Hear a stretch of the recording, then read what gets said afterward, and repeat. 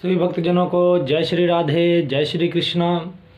भक्तजनों, मैं आपके सामने एक ऐसे विषय को लेकर उपस्थित हुआ हूँ जिस विषय के बारे में जानने के विषय में सभी के मन में उत्सुकता रहती है। विषय है स्वाहा और स्वधा कि जब हम हवन करते हैं, यज्ञ करते हैं, उस यज्ञ में स्वाहा शब्द का प्रयोग क्यों किया जाता है। इसी विषय को स्पष्ट करने के लिए मैं आपके सामने उपस्थित हुआ हूँ। तो सभी से मेरा निवेदन है कि सभी मेरे चैनल को सब्सक्राइब भी करें और साथ में स्वाहा और स्वधा, इन दो जो ये स्वाहा और स्वधा नाम से जो ये शब्द हैं, इन शब्दों का कहाँ पे किस प्रकार से प्रयोग किया जाता है, इसके विषय में ज्ञान ग्रहण अवश्य करें।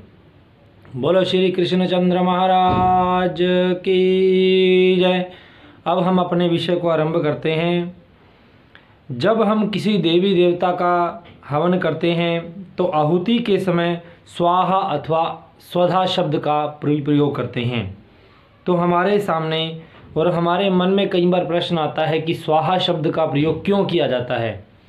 इसके विषय में जो भी कहानी है मैं आपको बताता हूँ कि स्वाहा शब्द संस्कृत के सु उपसर्ग आहवे धातु से बना है। सु उपसर्ग का अर्थ है अच्छा या सुंदर या ठीक प्रकार से बोध कराने के लिए शब्द या धातु के साथ जोड़ा जाता है। और आहवे आहवे का शब्द का अर्थ है बुलाना। सु का अर्थ है अच्छा, सुंदर, और आहवे यानी स्वाहा आहा बोलते हैं। आहवे शब्द का प्रयोग, आहवे का अर्थ है बुलाना, कि अच्छी प्रकार से यज्ञ करते समय उद्देश्य अथवा आदर पूर्वक किसी देवता को आमंत्रित करना, उचित रीति से आहुति देने के लिए स्वाहा शब्द का प्रयोग किया जाता है। सु शब्द का अर्थ है अच्छी प्रकार से, आहवे शब्द से बना है। स्वाहा, स्वाहा, वाह, आहवा।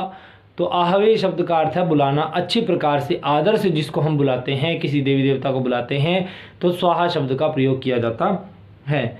शिव पुराण के अनुसार जो कथाएं आती हैं वो कथाएं आपको बताता हूँ। दक्ष प्रजापति की कई पुत्रियां थीं।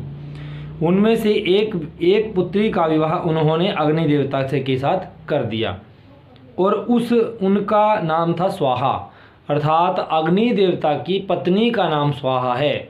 और स्वाहा दक्ष प्रजापति की पुत्री थी। दक्ष प्रजापति ने अपनी अनेकों ही पुत्रियां थी उसके, उन्होंने अपनी एक पुत्री स्वाहा का विवाह अग्नि से कर दिया। तो अग्नि के साथ उसका विवाह होने के कारण, अग्नि क्या है, अग्नि देवता है, पुरुष है, और स्वाहा उसकी पत्नी है।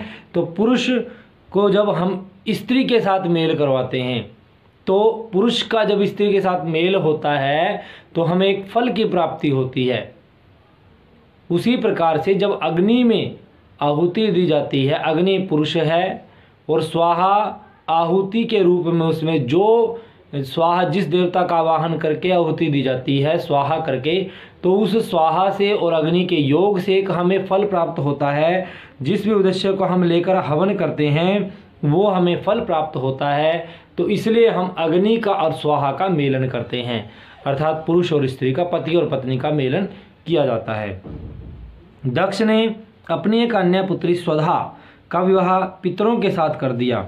अतः पितर अपनी पत्नी स्वधा द्वारा ही भोजन ग्रहण करते हैं, अर्थात पितर स्वधा के द्वारा जब भी पितरों का हवन किया जाता है तो वहाँ पर स्वाहा शब्द का प्रयोग न करके वहाँ पर स्वधा शब्द का प्रयोग किया जाता है, क्योंकि पितर स्वधा शब्द के द्वारा आहुतियों को ग्रहण करते हैं।